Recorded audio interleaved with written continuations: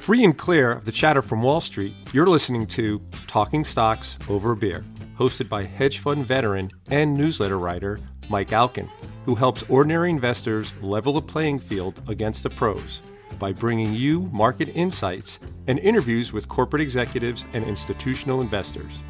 Mike sifts through all the noise of mainstream financial media and Wall Street to help you focus on what really matters in the markets. And now, here's your host, Mike Alkin. Welcome to a special edition of the podcast. It's Valentine's Day.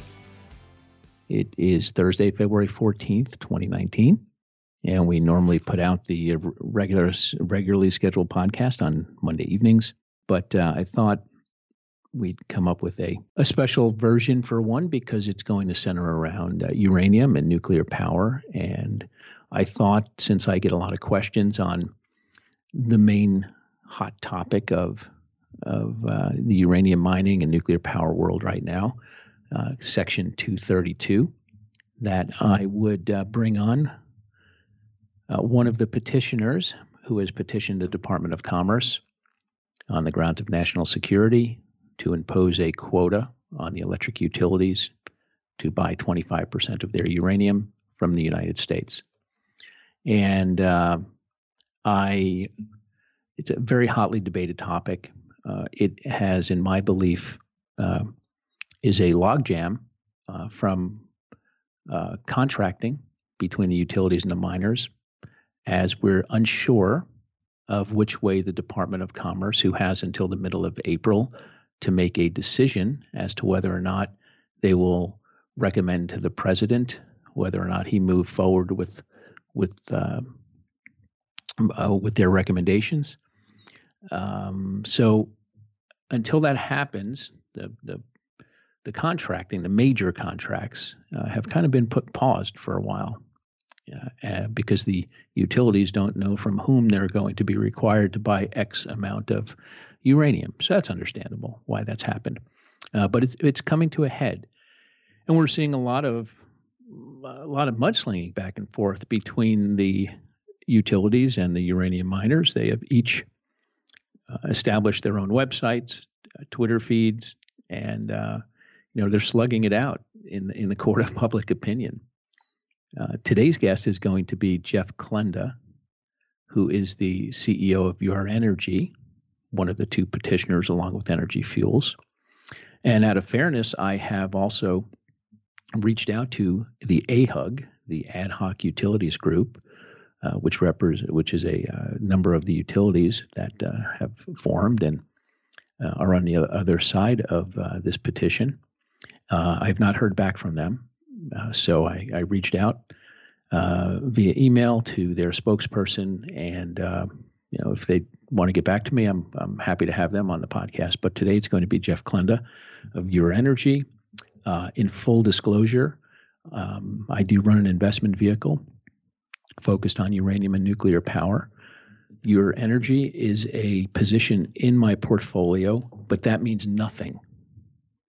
Don't use that as a reason to buy it.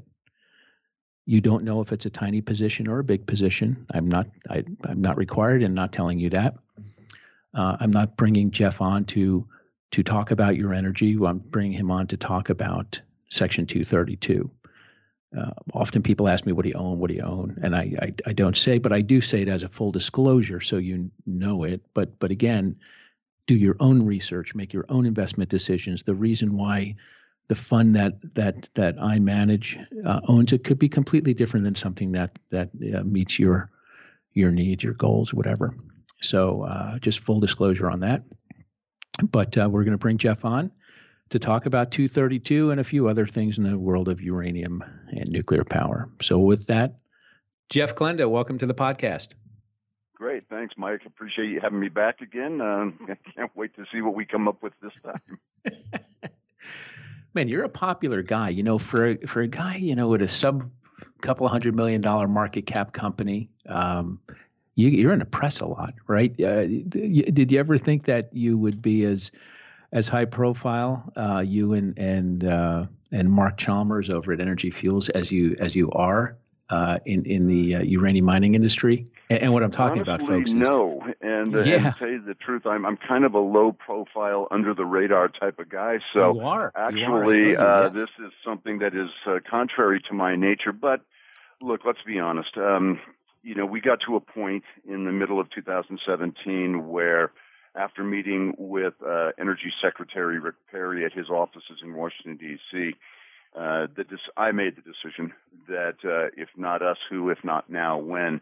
We had to bring a Section 232 if we had any hope of saving the uranium industry in the United States, and for that matter, by extension, the fuel cycle, which is so critical to our country's security. So as much as I may be a low-profile kind of guy, the reality is that the clock was ticking. Everybody, as we know, is running out of contracts. And so this is something we simply couldn't ignore. If we were going to act in the best interest of our shareholders, we had to take the initiative, and that means being out there a lot more than I care to be, but that's all right. It's a just and righteous battle, and now that we're in it, we intend to win it. Well, so Jeff, for listeners, I'm going to just frame what Section 232 is and why you brought this action, and then we'll go from there. So, folks, the U.S. is the world's largest consumer of uranium, and uranium is the feedstock for nuclear power. Nuclear power is about 20% of the U.S. electric grid.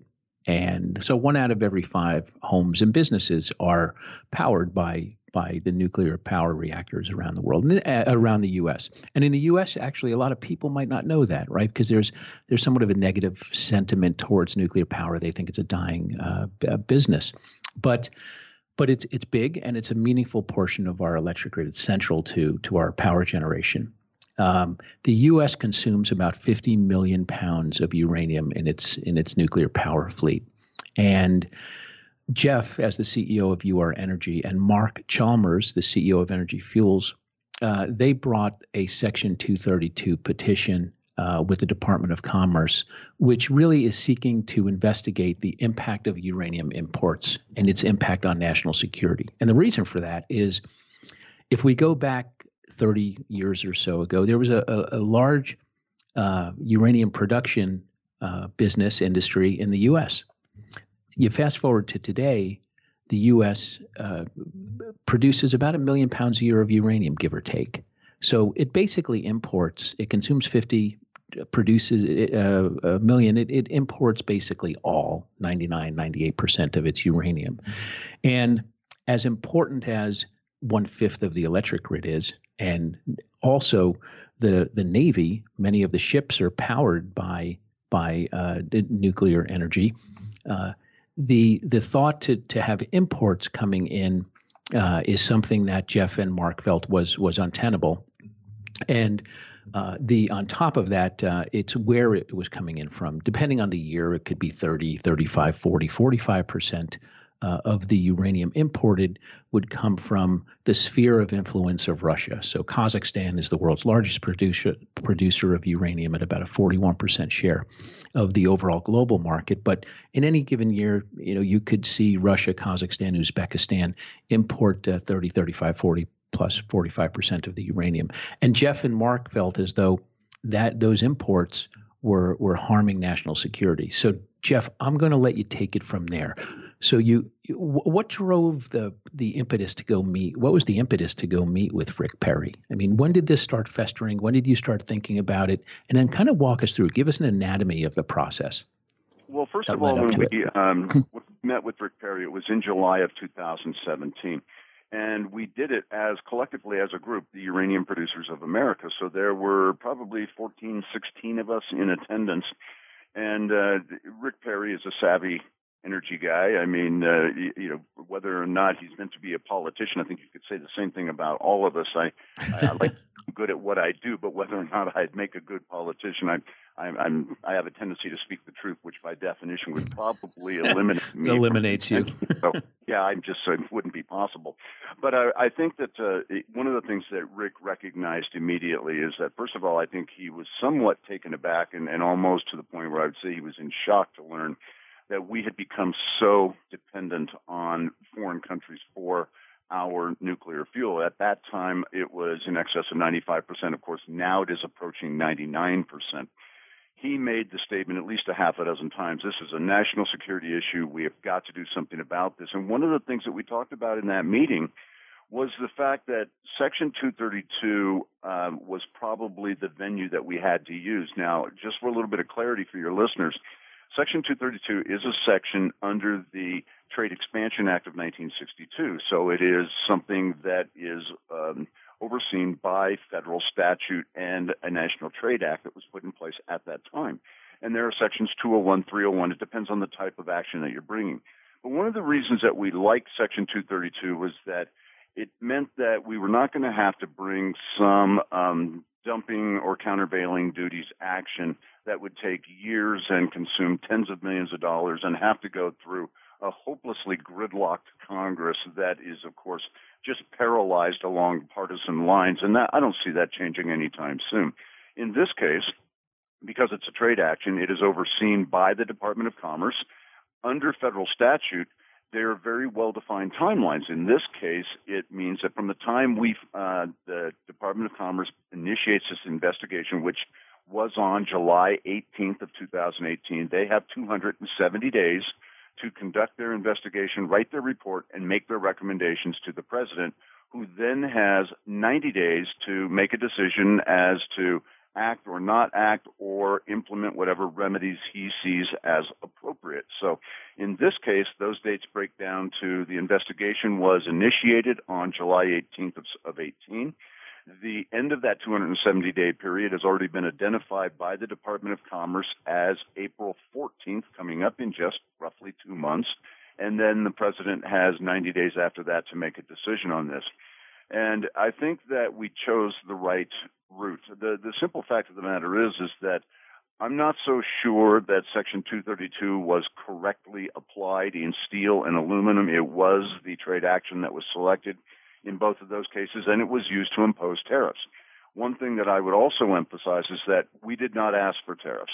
We asked very simply for a 25% piece of the consumption in the United States. So to the extent that we are importing now, 99% of our fuel that we consume here in the United States, and we are the largest consumer on the planet, as you pointed out, we now are simply saying, look, guys, you can keep importing from all these foreign governments and foreign producers, but what we need to do here is we need to come up with a quota that is reserved for domestic producers so that we maintain at least a minimal level of self-reliance when it comes to producing our own nuclear fuel, especially as we are 20% of the base load. So this is why we selected Section 232. It's why we selected a quota over a tariff. Tariffs serve no purposes.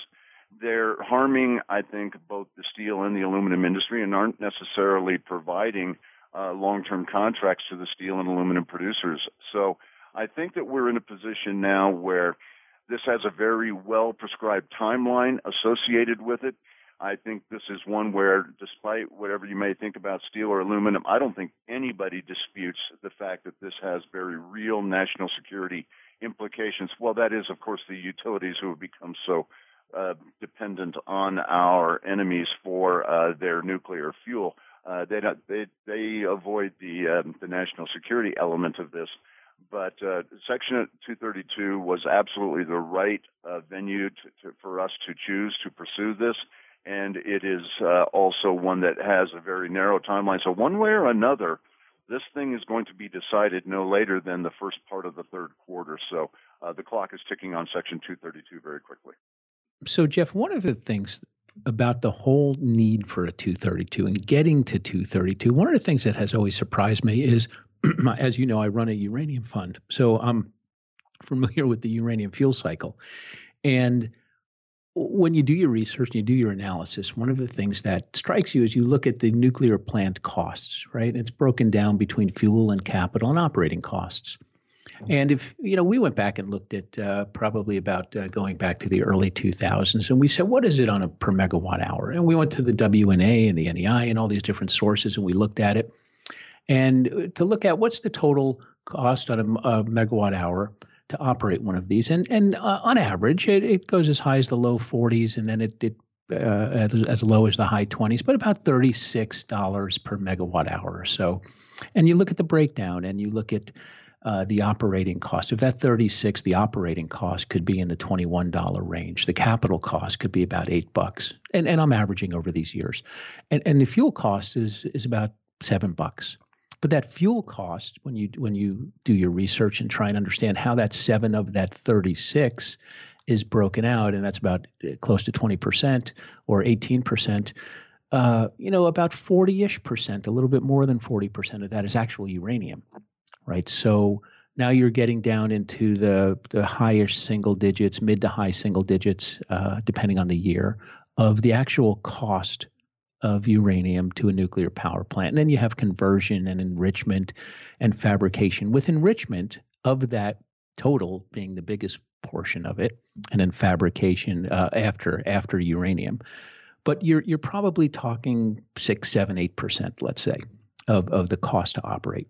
So Jeff, when we look at that, we say, okay, well, here's, you look at coal, you look at natural gas, the feedstock, the actual equivalent, right, coal or gas could be 70, 80% to operate one of these. So we look and say, okay, well, why is it such a big deal? And one of the things that we notice is during periods of rising prices, when there's fear of lack of supply, you see heavy contracting by the utilities to make sure they can secure that supply. And during periods of imploding prices, they're not active in the market. And that kind of told us, when we did the math, it kind of told us, all right, security of supply is a number one thing. So if we use that logic, when you're talking about security of supply, now, and we look at where this is coming from, and we're going to talk about AHUG's stance on this, the ad hoc utility group, your opposition in this.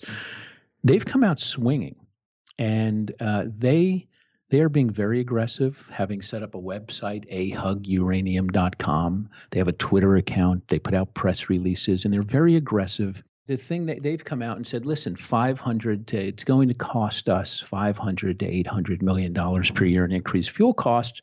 And as a result, what they're saying is this could put many of the nuclear power plants at risk. And because natural gas prices are low and it's a competing source, in some of the states, half the utilities, half the power plants are regulated where they'll get a rate increase. The other half are in competitive markets where it can hurt them. The natural gas is more competitive, and so it's tougher for the nuclear power plants. But help our listeners understand. Why are they going to such great lengths for what, on the surface, the math indicates, and this is publicly available data. The math indicates it's such a small percentage of their costs. What are we missing in that? Well, first of all, I don't think you're missing anything. I think that your range is spot on. It's somewhere in between 6 and 8% of their total operating cost goes toward fuel. And when we did our econometric study that was filed along with our Section 232 petition, we, of course, analyzed what the cost would be both to the utilities and to the consumers. And when we did the econometric study and filed it, we basically came out with a cost that was considerably lower than what they responded with. Our cost came in at somewhere in between $240 to $300 million per year, and that would be spread across the currently operating 99 reactors in the United States. And when you're talking about that industry, there's just no way to make that sound like a lot of money. They came back with an econometric study of their own that I'm sure they paid quite a bit of money for and said, oh, no, this is going to cost us $800 million a year, and made what I thought were, frankly, some good arguments in there. So what we did is we went back and we had the whole econometric study redone, paid for it all over again to address their counter arguments. And what we came up with was one that we felt was it did everything it could to address their arguments in this. We found that the average electricity bill of roughly $110 a month would experience a 0.2% increase in their average monthly bill, which would be a cost of roughly 20 cents a month. So to say that this is going to be a backbreaker for them or put them out of business, and when I sat down with Wilbur Ross at the Department of Commerce, he asked me straightforwardly, he said, Mr. Klenda, why would the utilities lie to me about this? And I said, they're exaggerating for effect, sir. And he's a person who doesn't like to be lied to. I think that the utilities, look, I understand they're fighting a difficult battle, and I'm not going to take this away from them. The reality is that they're fighting harsh competition from the renewables, from wind and solar that are receiving massive tax credits that give them just an uneven playing field, an unfair advantage over the utilities. And at the present time, as you pointed out, natural gas costs are low, but how long will that last? We've seen very volatile natural gas prices in the past. So I think that the utilities are exaggerating the impact on them. They don't want to pay one penny extra. And think about this. Even the reliance, the extreme reliance that is developed in dependency on sources like Kazakhstan, Uzbekistan, Russia, and they'll deny that China has any impact on this, but China's ramping up their enrichment capability, and they have said themselves they would like to be as much as 40 to 50% of enrichment consumption in the United States by the year 2025. So you cannot argue that they're not a factor. They are a factor. And I think that, frankly, if the utilities are teetering on the brink to where if a 20-cent increase per average user, and in most of the cases where they're regulated utility, they don't pay it. They pass it along to the consumer anyway. If they're really saying this would put them out of business, then perhaps we really do need to take a second look at your nuclear power, and maybe they shouldn't be in business any longer. Because this is really the case that they're making is one that does not make a compelling argument for their long-term viability.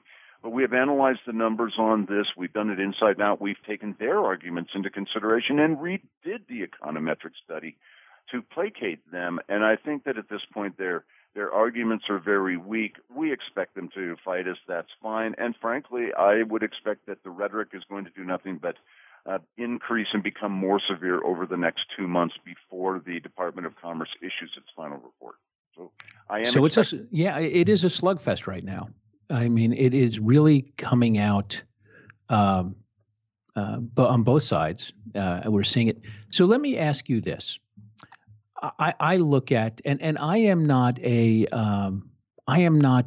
one that comes out and just hammers Russia all the time. I've studied a lot of the geopolitical workings, and it's interesting to me in that the one thing I think is not deniable is the use of energy as a geopolitical tool. So from a geopolitical standpoint, the Russians do use energy as a tool, and one can argue the interactions between the Russians and the Kazakhs, and to a much smaller degree the Uzbeks. But why would if security of supply is so important to a nuclear power plant around the world and here in the U.S., why would they not want to diversify their stream? Now, they will argue that the majority of their uranium comes from allies, Canada and Australia, and also Namibia and Niger are in the mixes as well. But they will argue we have had wonderful relationships with Canada, wonderful relationships with Australia, so it's really not that big a deal. We can work with the Kazakhs and Russians, and in their complaint, the answer to the complaint, their comment that they filed with the Department of Commerce, they talked about we've had great relations with the Russians and Kazakhs. They've never disappointed us in supplying uranium. But why not spread it around? Why not spread it to the U.S. a little bit? What's the rationale for that? Well, first of all, let me make a couple of comments from a geopolitical standpoint. I think that the first thing that I would point out, which I think is obvious to anybody who picks up the newspaper or is at all tuned into geopolitics, and that is that while the trade war may indeed be Mr. Trump's, the Cold War 2.0 that seems to be heating up between ourselves and the Russians and increasingly the Chinese from a trade standpoint is 100%. The trade war is Mr. Trump's, but the Cold War is the Democrats. In fact, I mean, frankly, I'm almost regretting that I didn't vote for Hillary Clinton because she'd already have us at war with the Russians, and we would have already highlighted all of this, and the flow of this material would have already stopped, and we would have been vindicated almost immediately. But I think that at this point, to replace your reliance on the Russians is foolhardy. In years gone by, there's no question about this. We have received the majority of our material. There was a Section 232 that was done on this back in 1988 and 1989. And at that time, it was brought by the government itself because we had dropped below 37.5% of our consumption was only 38.5% was being supplied by the United States. I mean, can you imagine that? Now we're at 99%, but the utilities are trying to argue it's a non-issue. And at that time, realistically, yes, more than 60% was coming from Canada and Australia. But today, we've seen not only have the Chinese they've been developing assets like Husab in Namibia. They bought the Rossing plant from Rio Tinto in Namibia. They have control of Langer Heinrich by virtue of their massive debt facilities and the primary creditor on that against that asset. So they have control. So they effectively have taken control of the country of Namibia and its uranium production capability.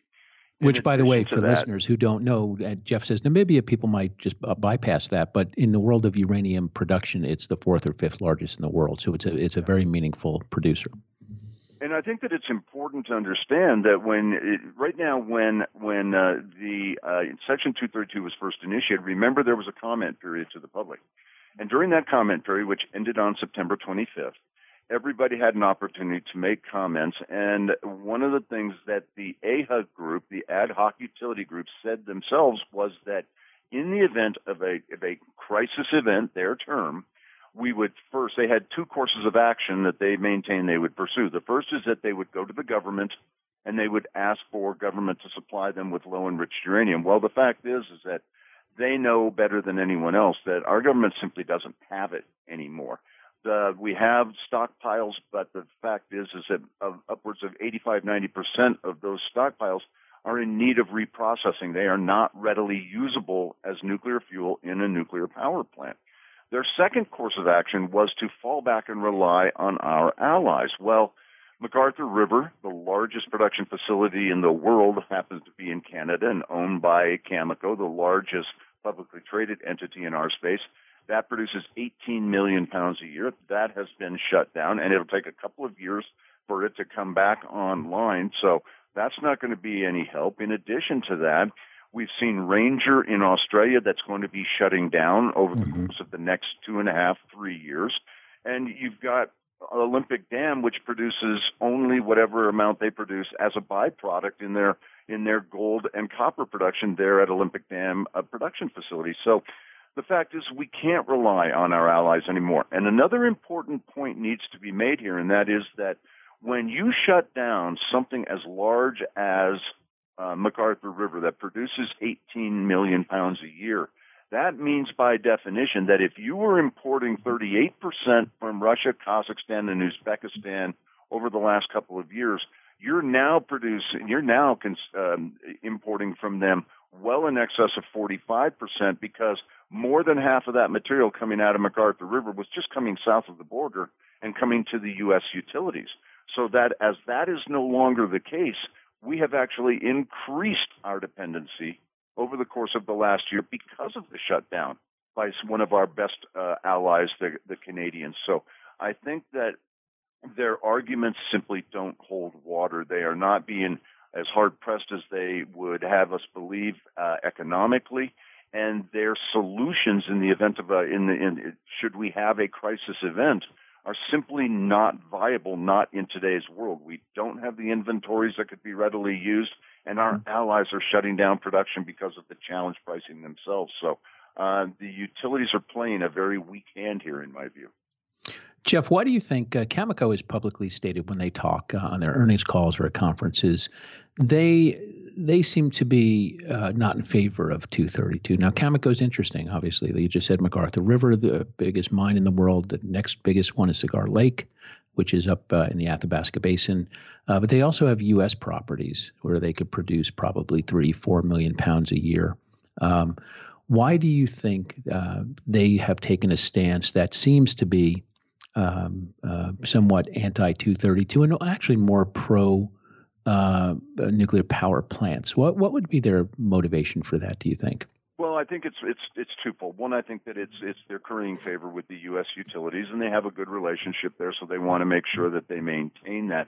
But aside from that, they want to be sure that if they come out against 232, they want to be certain that in the event that Section 232 does come across, they have gone on record as saying they're anti-tariff. And keep in mind, I really have difficulty foreseeing an outcome on Section 232 where Cameco, as the largest independent and publicly traded entity in the world, would not be the largest winner in a Section 232. More than likely, they're going to get some form of an exemption as a critical ally to the United States. We don't know that for certain, but that would certainly be my assumption. And Tim Gitzel, the CEO of Cameco, has come out and said that himself.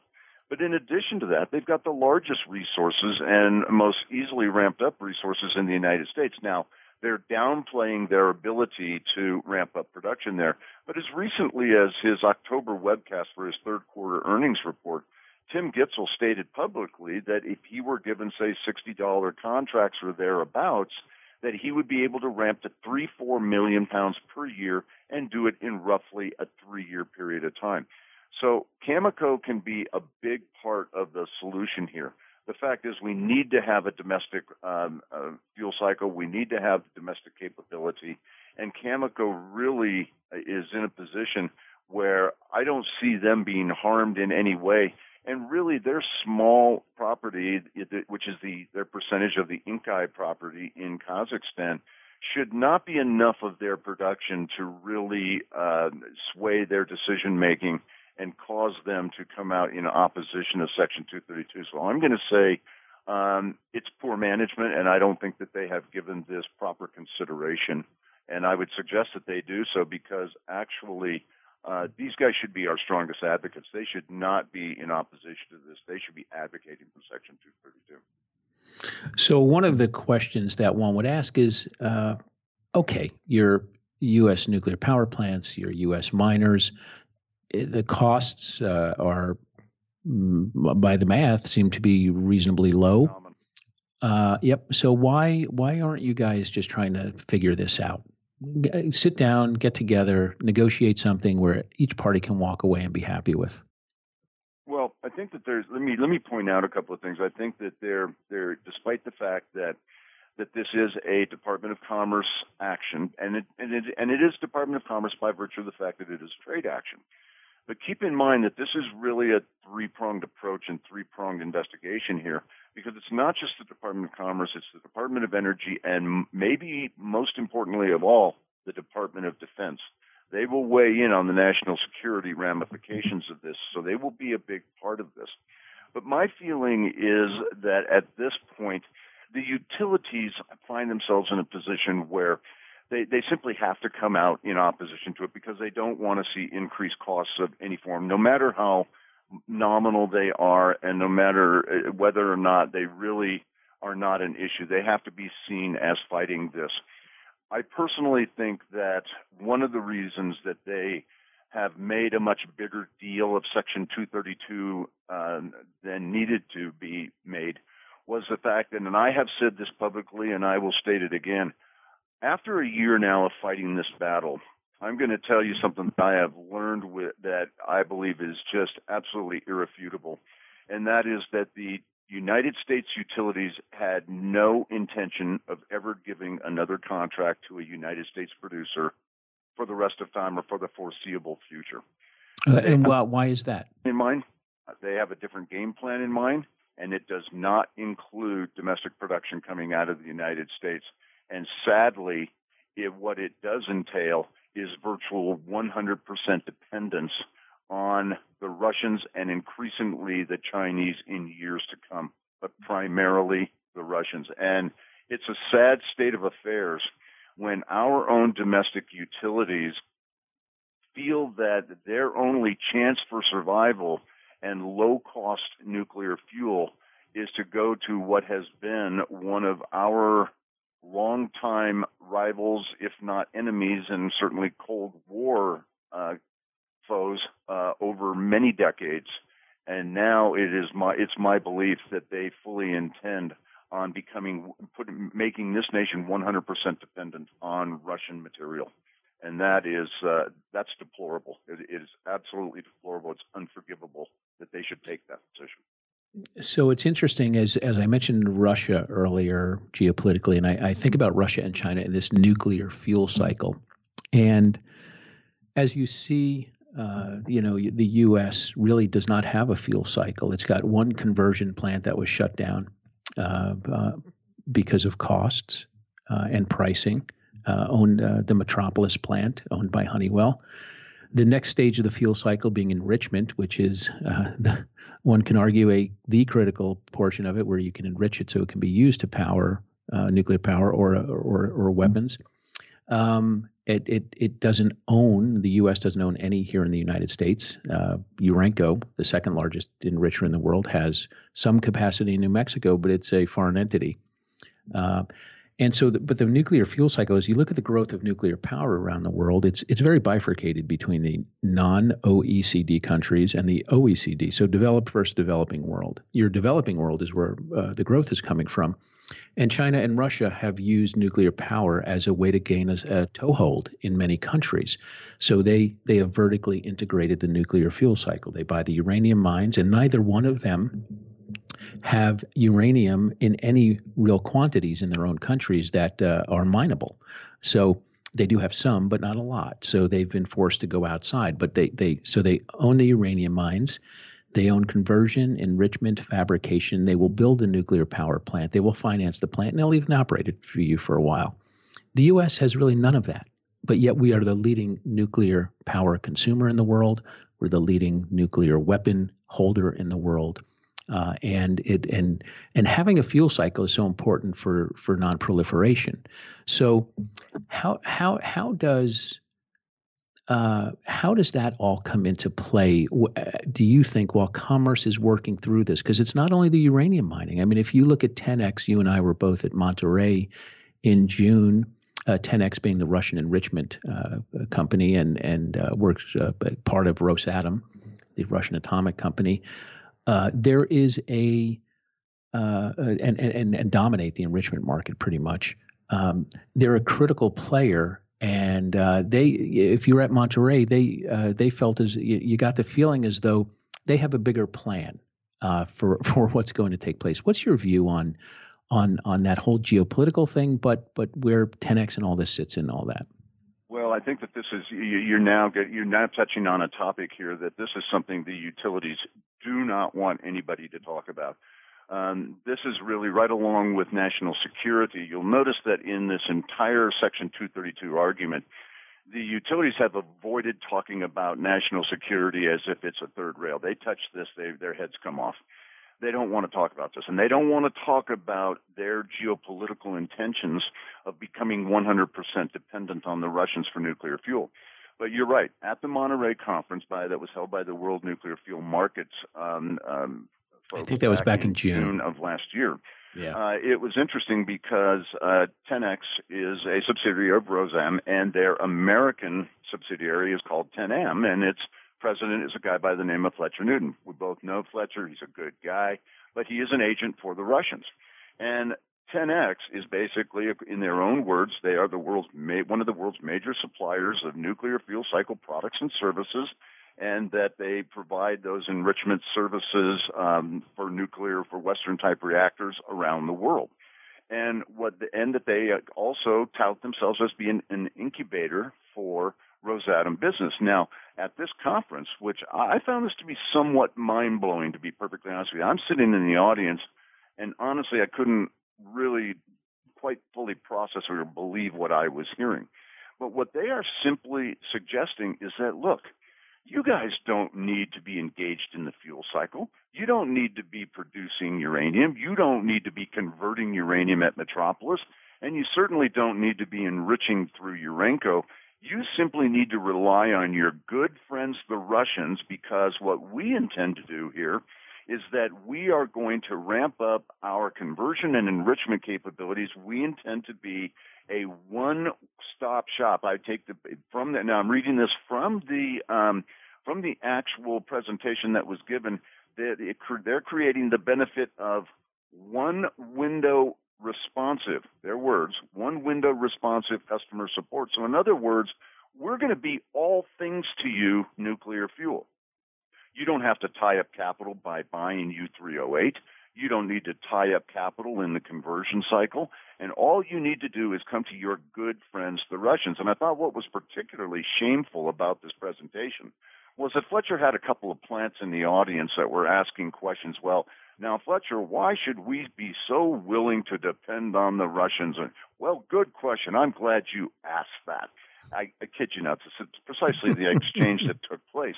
And he says, all of the Russians have demonstrated over many, many decades now that all they care about is making money for our good friends and partners in whatever the commercial endeavor. And so rather than you guys freezing money in any other parts of the fuel cycle, whether it's uranium production or conversion, you simply need to trust the one-stop shopping that we are putting in place for you with Russia. They are also, by the way, putting in place distribution and cycles so that now you will be able to order directly from them. They will deliver enrichment to you no matter what country you are around the globe. And all you have to do is trust it. Well, we've seen how that's worked out in natural gas and oil.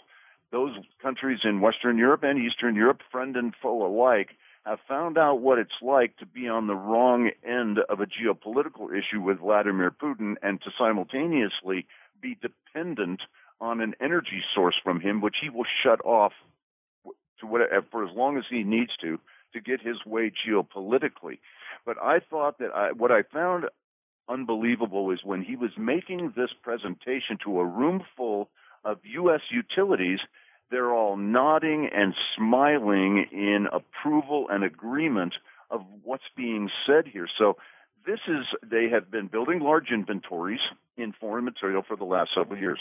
They're living off those inventories right now because while Section 232 is going on, they are not buying in the market. They're sitting on the sidelines. They've only come into the market on an as-needed basis. So there's a lot of pent-up demand there as they are not actively buying in the market, but they had outsized inventories when this whole thing began. They are of the mind, collectively, the utilities, that the Russians will create this one-stop shopping for them by no later than 2025. So why would we ever buy a pound of U-308 again? Why would we ever purchase a kilogram of UF6 that's been converted? And why do we need enrichment in the United States, whether it's owned by a domestic corporation or it's owned on a foreign basis? We're going to simply rely on our good friends, the Russians. So this is indeed the game plan. No one's really made a big deal of this. No one has come out and stated it. It's being aired for the first time on your program, this podcast. This is the game plan that our good friends, the utilities, have in store for all of us. And all we have to do is rely on our good friends, the Russians, and increasingly the Chinese in the years to come to provide us with all of our needs on a one-stop shopping basis. And we have no reason to worry about having the fuel cycle ourselves whatsoever. But you touched on one other issue that I think, AHUG, and I think that you touched on one other issue that's critically important, and that is that, look, we've had the State Department in Saudi Arabia. We have been telling them that we want to oversee their development, just like with Iran. We want to oversee their enrichment. We want to make sure that they don't overly enrich and ultimately weaponize or brings up to weapon grade any of their enrichment. And we demand to have this right with them. And already the Saudis are saying to us, look, guys, you're giving up the fuel cycle. You don't even have the fuel cycle anymore. I'm not saying that what the Russians are doing is wrong. I'm saying that we should be doing it for ourselves. We are losing our seat at the table. And the most critical cost of losing that seat at the table is that we will no longer be the primary deterrent to nuclear proliferation that we have been for the last 70-plus years since the beginning of the nuclear era. And that is something that should be of dire concern to all of the Western world and to all of the OECD nations that you mentioned. So that is the game plan. The game plan is dump the fuel cycle in the United States, make the country 100% reliant on the Russians and the Chinese, and trust them to be the good guys and absolutely reliable business partners that we know them to be. There it is. It's been revealed. That is the game plan of AHUG and the utilities. So AHUG, and I mentioned their website is ahuguranium.com, and the domestic producers, which you're part of, for Section 232 is domesticuranium.org. So people could go see for themselves and look at the issues. AHUG put out a fact sheet that they view as a fact sheet. And let's go through a few of these things so that you could put your view to it.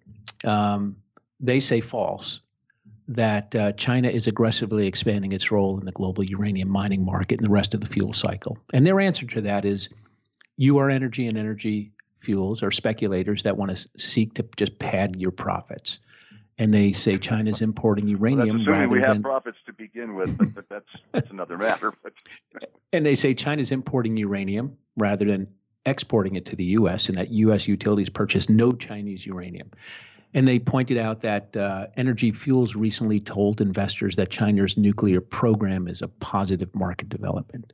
What do you say to those as they state them facts? Well, I'm going to say that there's some truth and there's some falseness to now, to the extent that, first of all, the two petitioners, ourselves and Energy Fuels, the co-petitioners, are not making the case that they are importing uranium into the United States. What they are doing is smartly, I might add, is just like India, just like Argentina, just like the Russians, they themselves, they are building out the fuel cycle. They're not increasing their dependency on anyone. They are building out the fuel cycle. So they have entered into long-term offtake agreements with the Kazakhs. They've entered into long-term offtake agreements with Cameco and with the Australian producers as well, the three that remain down there. And so they have massive amounts of imports coming in of U3O8.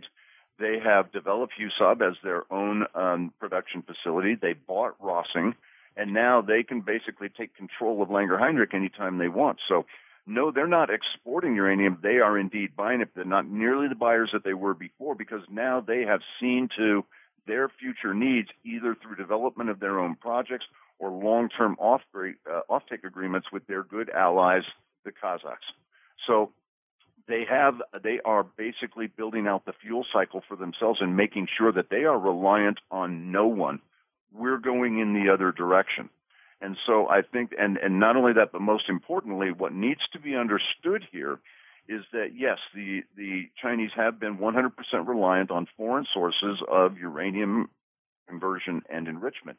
But they've addressed all three of those. They are building out new enrichment facilities.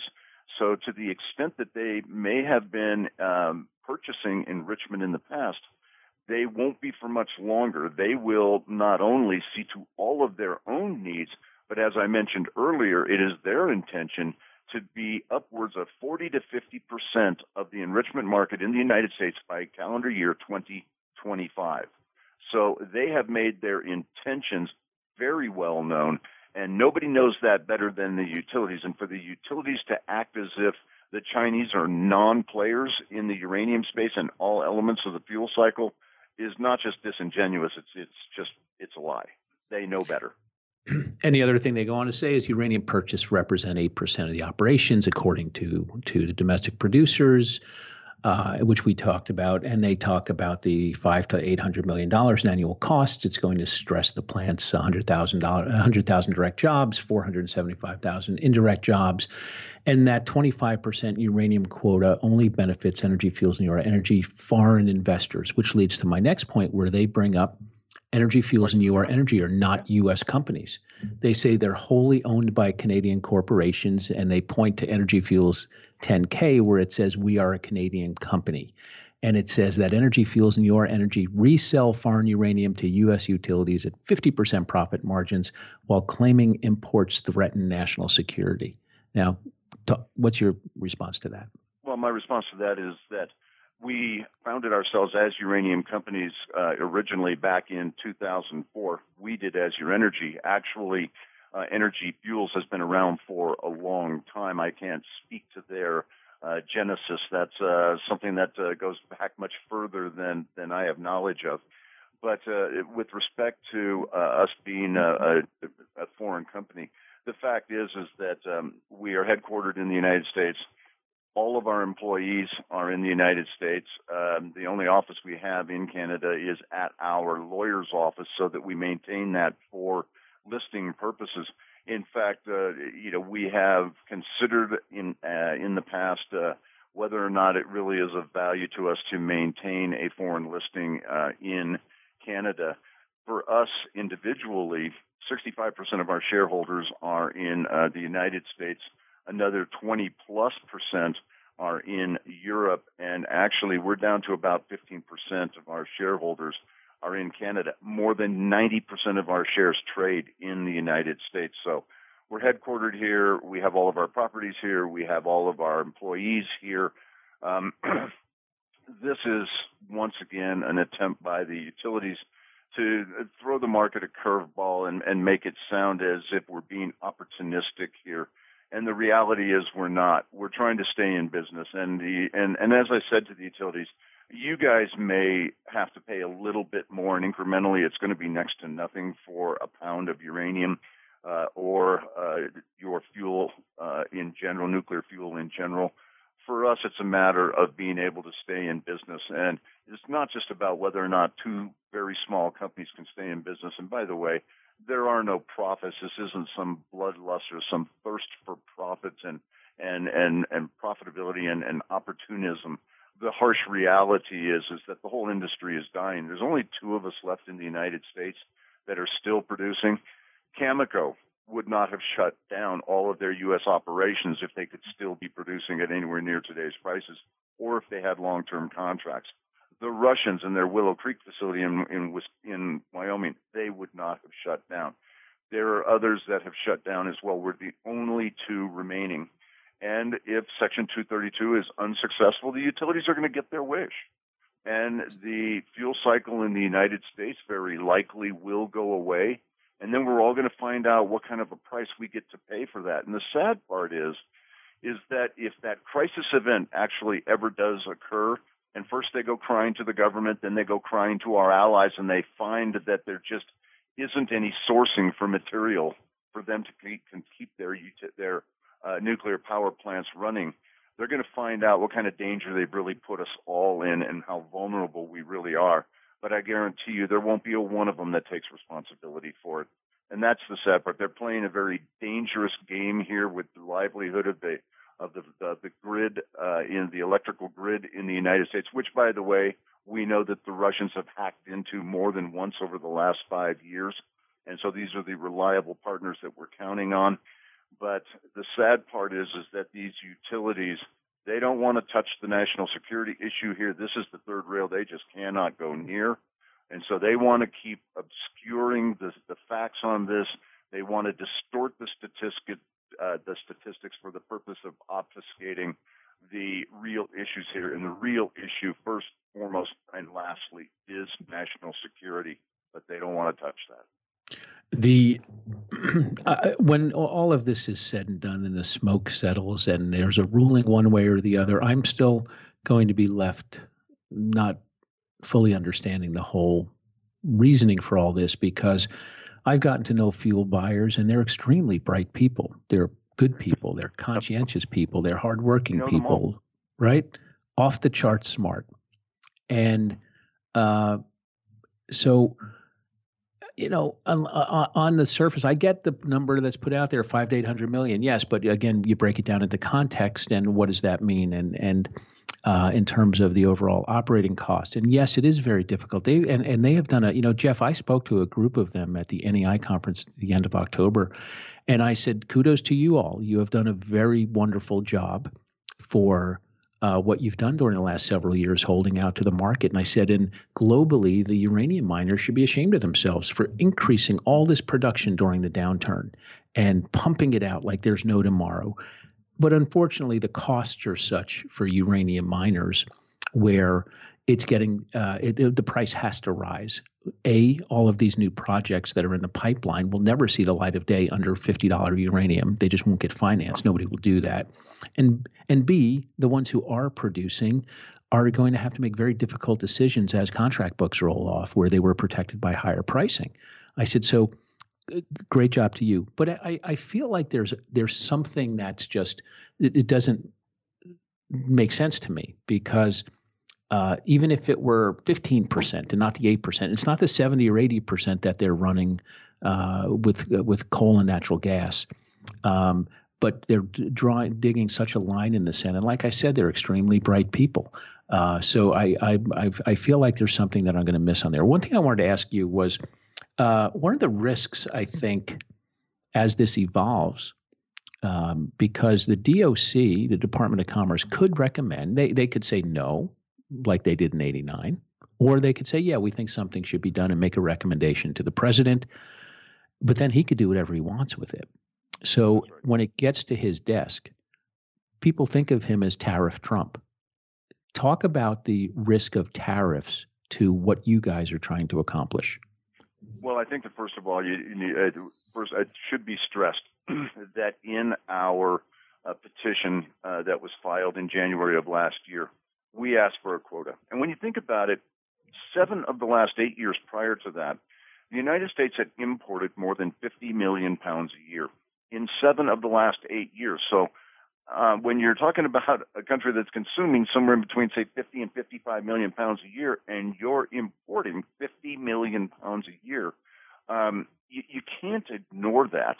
I think that it puts us in a position where we've developed this incredible dependency, and right now, if you were to put a tariff on that, right now you're talking about virtually 100%. So this last year, for 2018, primary production of uranium in the United States was 830,000 pounds. Now, we put the total number of primary production in the United States as 1.4 million pounds, but 600,000 pounds of that was secondary feed. It was secondary processing. So it was something that was already produced but was being reprocessed. So we only produced 830,000 pounds in the United States. Next year, it will be well under 500,000 pounds. This is the lowest level since 1949. So we're in a position right now where you ask yourselves, how could we have possibly allowed ourselves to get into this position? And I think that one of the things that's critical to remember is that ever since Fukushima, which has now been 8 years come the 11th of next month, this has been a market that has been in chaos and in crisis, and we have been declining. Why would the Kazakhs have been ramping up production to a record level during this time when they're clearly the prices are dropping?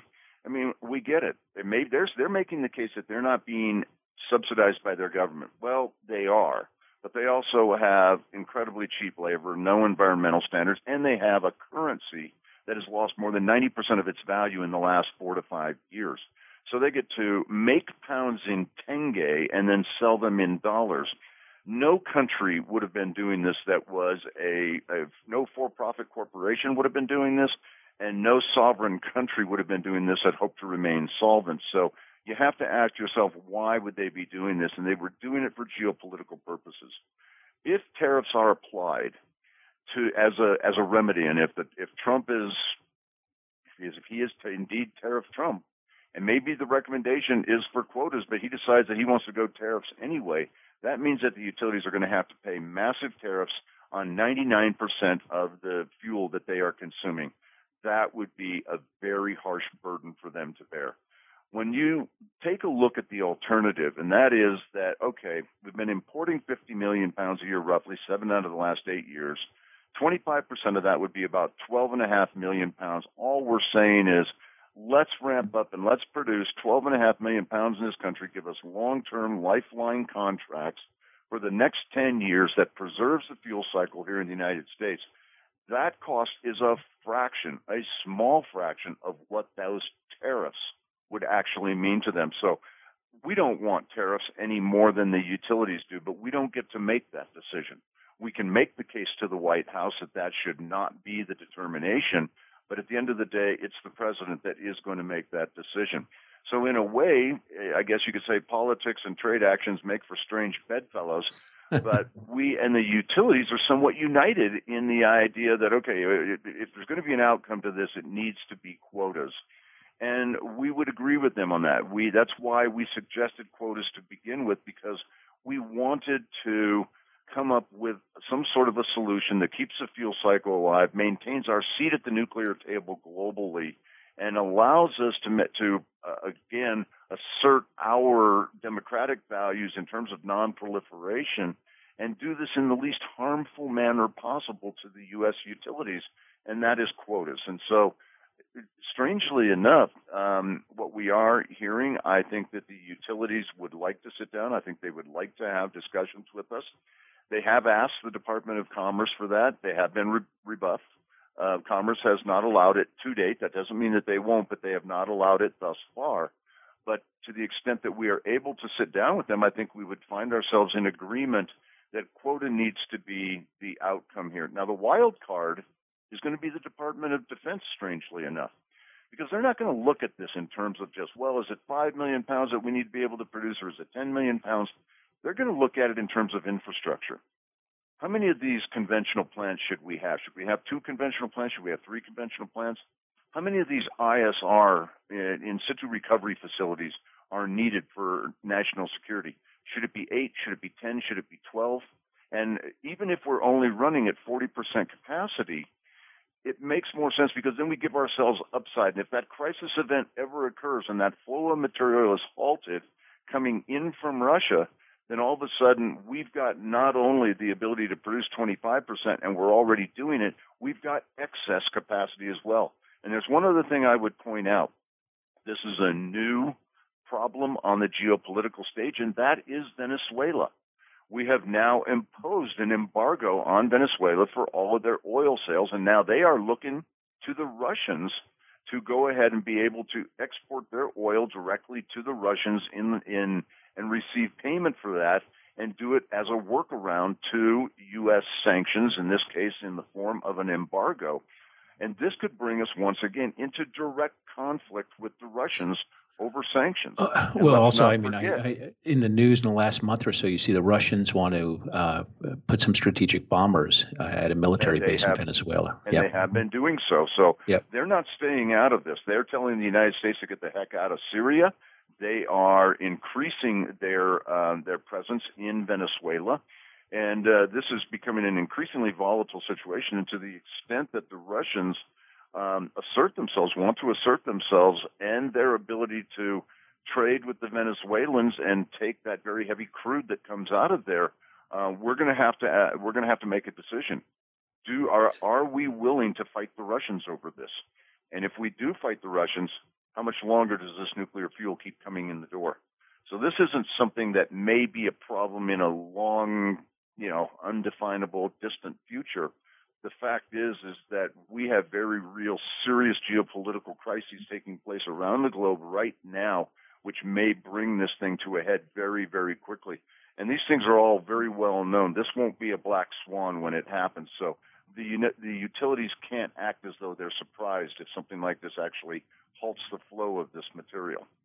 So this is just one more thing to consider. Yep. If there were to be a ruling or an agreement that you were able to work out with the utilities, and it would be for something other than 1 million pounds, and pick a number, 5 million, 7 million, 10 million. But if let's say you got everything you wanted, your side, and it was 25%, that's 12 million pounds. The U.S. hasn't produced that in forever. I say forever, but for a really long time. Walk us through a roadmap of how the U.S. and what a timeline looks like to be able to produce that amount of uranium. Well, I think that's a great question, because it's one that's not getting enough airplay, you might say, right now. And then there's a lot of nuances about ramping up that production that, frankly, the financial community is doing a very poor job of asking the questions around. And first of all, I think you're absolutely spot on. We have not produced that amount in many years. In fact, I have a bar chart in my own PowerPoint that shows U.S. production over the course of the last 20 years, and the highest level of production that we were at was 17 years ago, and it was a little over 6 million pounds a year. But the fact is that we do have a lot of shut-in capacity, and the EIA just came out with their fourth quarter report. That's a division of the Department of Energy, and they just came out with their fourth quarter report. And again, they identify the built-out capacity for production in the United States of 36 million pounds. I think you and I both know that that's an absurd number. We're not going to get anywhere near that. I think, as I took a red pen to that, my feeling is that Could we get to 36 million pounds? No, nowhere near it. Could we get to half of that? Yes, we could. There's a lot of shut-in production in the United States, and the infrastructure is already in place. Can it be flipped on like a light switch? No, it cannot. I think that what you're going to need to see is that even if you can come to an agreement on quotas, this would not be immediately painful to the utilities in any way, as it would call for a ramp up over probably a 3 to 4 year period of time if you're being realistic. And I think that this is something that the utilities, once again, as they are just crying about how this is going to put them out of business and so on, even under a quota scenario, the impact to them is almost nil to begin with. They're giving out a few contracts at slightly higher prices than what they're paying in the aggregate right now, and then that ramps up over a 3 or 4 year period of time. And I think that there's probably a half a dozen companies here in the United States that have thrown their hats in the ring and feel that they could ramp up to at least a couple million pounds a year over the next 3 or 4 years. And I think that that's realistic. If we were to get a 25% quota, and we were the bogey was that we wanted to get to that 12.5 million pounds a year, could we do that in a 3 or 4 year period of time? My answer to that is absolutely, we certainly could. But I think that, as you would appreciate as a fund manager, I've been saying this now for the last 2 or 3 months, the financial community is really missing the critical element of this. Nobody's asking the right question, and the right question what's it going to cost? What is the CapEx? What is going to be the cost? And it's more than that. It's more than just saying, okay, it's going to cost me X number of dollars over a 2 or 3 year period of time to ramp to 2 million pounds a year. Do you have all of your permitting and licensing in place? Has that all been taken care of? Has that been done? Have you put yourself in a position where have you seen to the big three? And the big three are manpower, electricity, and chemicals. And you have to have long-term off-takes on both the electricity and the chemicals. Has your company done that? Where are you going to get the manpower? Because, look, these guys they're not sitting around just waiting for a call from the uranium producers hoping they're going to go back to work someday. They're working in the oil patch. What about the long lead time items, the ion exchange columns? Under normal circumstances, that's 12 to 15 months to get those in. Do you have your consultants in place that need to be? How about all your permits and licenses? Have all the T's been crossed, the I's been dotted? Not only that, is your plant design in place? Are you ready to commence build-out? And not only that, but you have to demonstrate that you have monitor well rings in effect, basically monitoring the flows of fluids around your proposed production area. Have you been running your monitor well rings? Are they in place? Have you been gathering that data for the regulators? And finally, what about drilling? I mean, it's not like, yes, oil and gas prices have been down. I know you're very well acquainted with the oil and gas industry, Mike. Yep. But you take a look at it and just take a look at the metal that's been laid down. If you had a half a dozen uranium companies that all wanted to ramp up production at the same time, I would submit to you that the drill rigs do not exist to be able to do that. So what it really comes down to is what kind of preparation have each one of these companies done? It's going to take a ramp-up period. I can tell you this, that we as a company, we figure we can ramp our Lost Creek facility up to 1 million to 1.25 million pounds production rate, and we can do it in less than a 2 year period of time. The cost will be about $15 million. Our Shirley Basin project, we have to build out a satellite plant there and build out the well field. We're almost fully permitted on that right now. We'll still do it in right at 2 years period of time. That's another $25 million. So for me, it's a $40 million price tag. That's my CapEx. I've got it modeled in excruciating detail. We would likely look to the state of Wyoming for industrial revenue bonding once again. We have inventories that we've been building that we would be able to sell into a higher price market so that we would be able to fund some of that ramp up. And lastly, we'd look to the capital markets.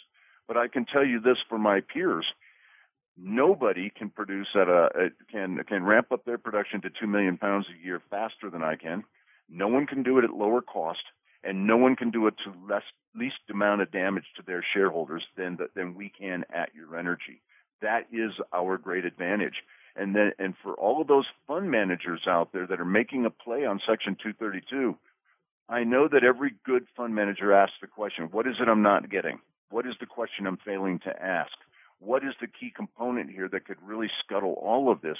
And I would say, submit to you and your listeners that the biggest problem and the thing that's not being asked right now by all of the financial players, whether they're investors, analysts, or the bankers involved, is what is the CapEx? What's it really going to cost? Are the capital markets going to be open to you? Have you done all of these other things that you must do in preparation? How fast can you do it? And what is going to be the pain to your shareholders in doing this? What is going to be the dilution to your shareholders? Nobody's asking the right questions right now, and they need to start. Couldn't agree with you more. It is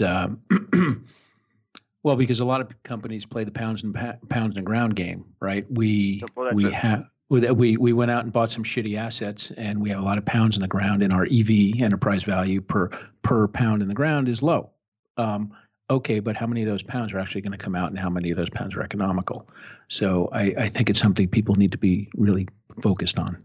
Well, and it has been distorting valuations for many years. And don't get me wrong, I'm not going to completely throw the analysts under the bus here, because quite frankly, if they were really trying to do a discounted cash flow model and really analyze the uranium space based on real fundamentals, that is cash flow, earnings, potentially profits, and all of those mundane things that nobody likes to talk about anymore, they would be only analyzing 2 or 3 companies. The reality is that they have to evaluate everybody on a very flawed metric, and that is this whole pounds in the ground thing.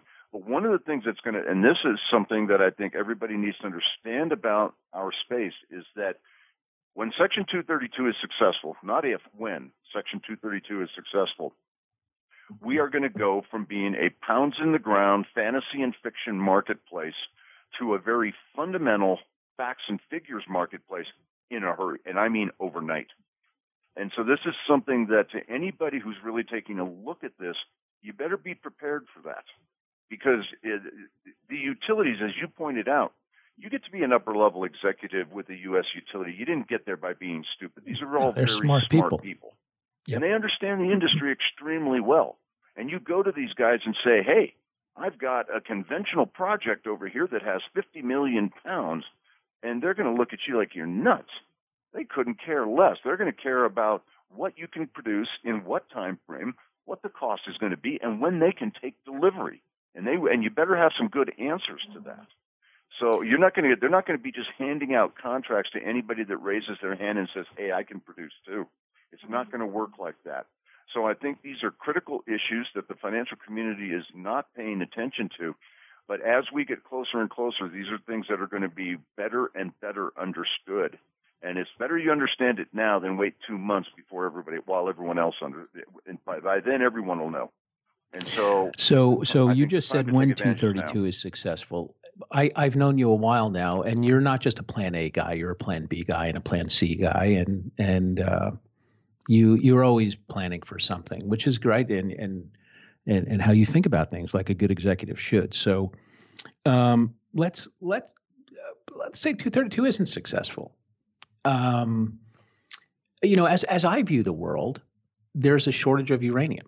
As these contracts come rolling off at the utilities, and I don't care what the official, quote, numbers say, we view there to be a deficit formed and going to continue to be out there. All of the uranium miners will benefit because they're going to be buying, our view is hand over fist, and they're going to have to meet the demand that's developing around the world when you've got these 56 reactors starting to hit the grid and the consumption they use on the initial fuel loads, and people lose sight of the fact that 2027 in uranium years is around the corner when it comes to Cigar Lake winding down, an 18 million pound mine, and other uneconomical projects. So we view the price of uranium has to get up there. Others. Yes. Right. So how do you, if it's not successful, ultimately you still can have a very viable business. I mean, how do you think about that? Let me lay out 2 scenarios for you.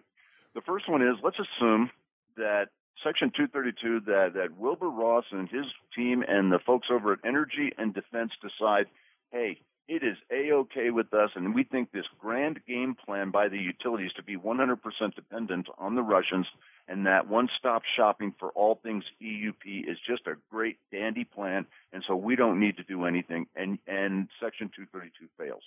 Well, first of all, you need to remember that the utilities in the United States, the largest consumers on the planet, have been out of the market for the last year. By the time April 14th comes around, they will have been out of the market pretty much for 15 months. That's a lot of pent-up demand.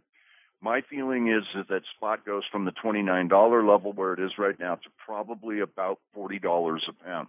So I think that that's something that does benefit the entire industry, and I think that that has to happen because there's just going to be that pent-up demand. They have to come into the market, and our traders have said to us, look, if it weren't for Section 232, we think we'd already be at $40 a pound. So that's a failure scenario. In a failure scenario, spot price probably still spikes to $40 a pound or greater. I've got inventory I'm sitting on, so I can sell that into that market, and I buy myself a lot of time, and we have a strong cash position.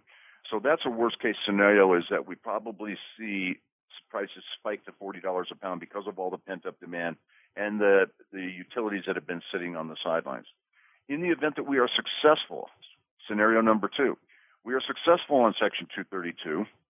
Let's say that Commerce comes out and they say, okay, 25%, that is going to be the quota.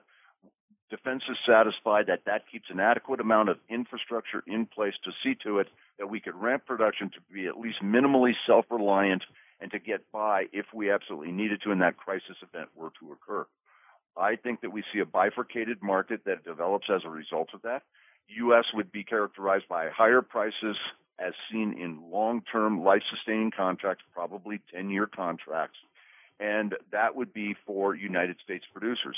Outside of the United States, I could see where short-term there may be a little bit of bump in pricing, but longer-term, in my view, prices have to come down.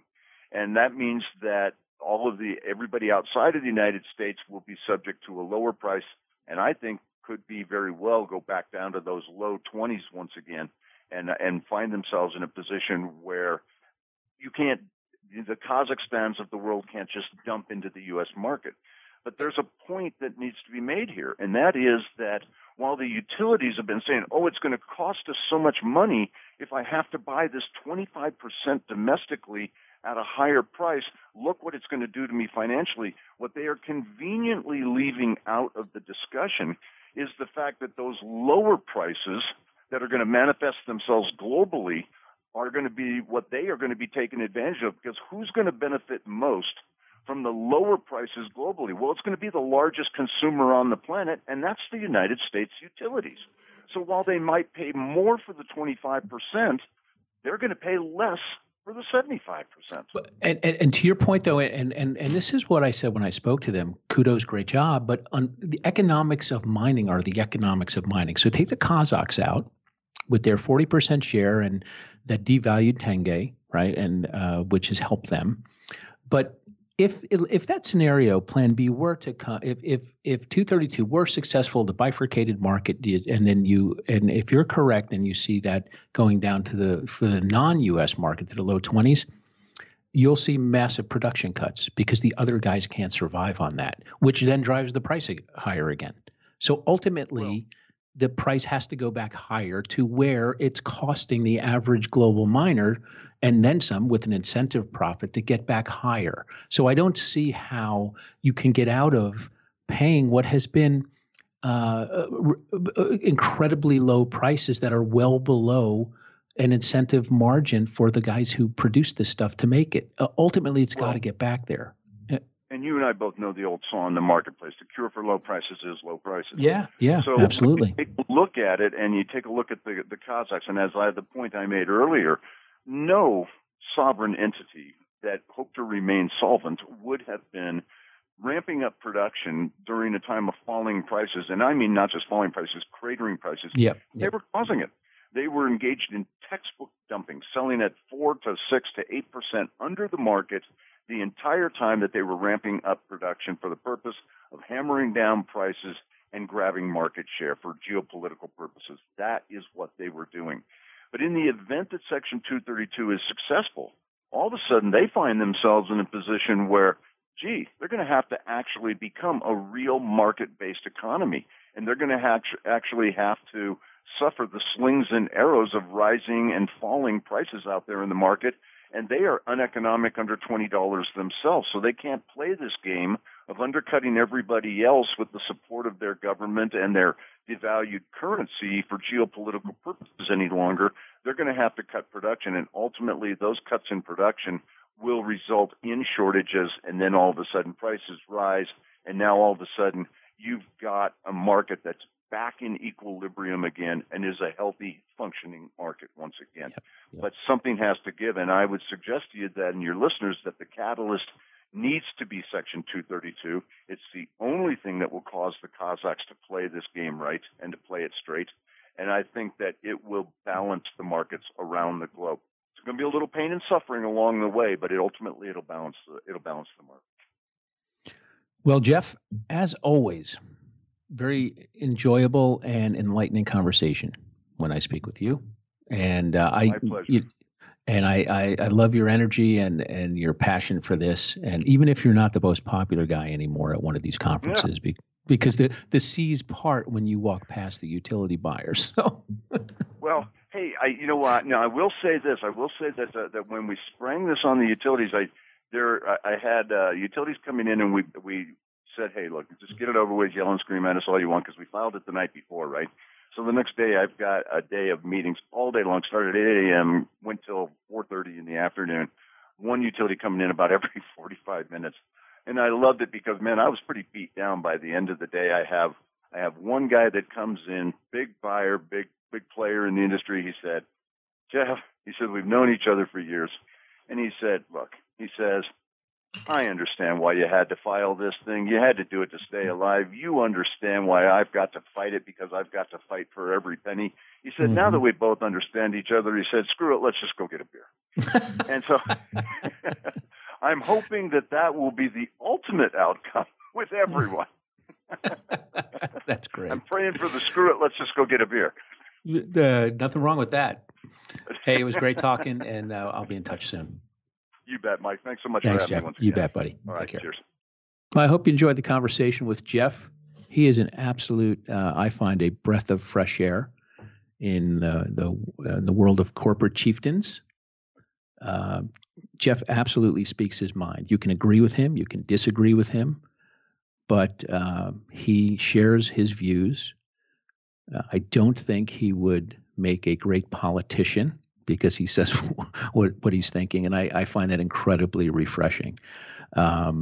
So again, agree with him, disagree with him, place great emphasis or don't place great emphasis. That's up for you to decide. But I wanted to bring Jeff on and share his views. Like I said, I have reached out to the AHUG, the Ad Hoc Uranium Group, and if they want to come on, they have an open invitation to come on and discuss it. So we'll see. It's always good to bring both sides. But hope you enjoyed it, and we'll be back next week, this coming week, and I have a scheduled guest that is a very well-known person in the world of nuclear advocacy, and his name is Mike Schellenberger. And Mike will be joining me. He's scheduled to come on the podcast. Monday there's a holiday, so we're going to do it on Tuesday. As long as all of our plans go according to plan, he'll be on the podcast on Tuesday. So that should be a really interesting conversation that I have with him, and I'm looking forward to it. So hope you have a good weekend, and see you next week. Thanks.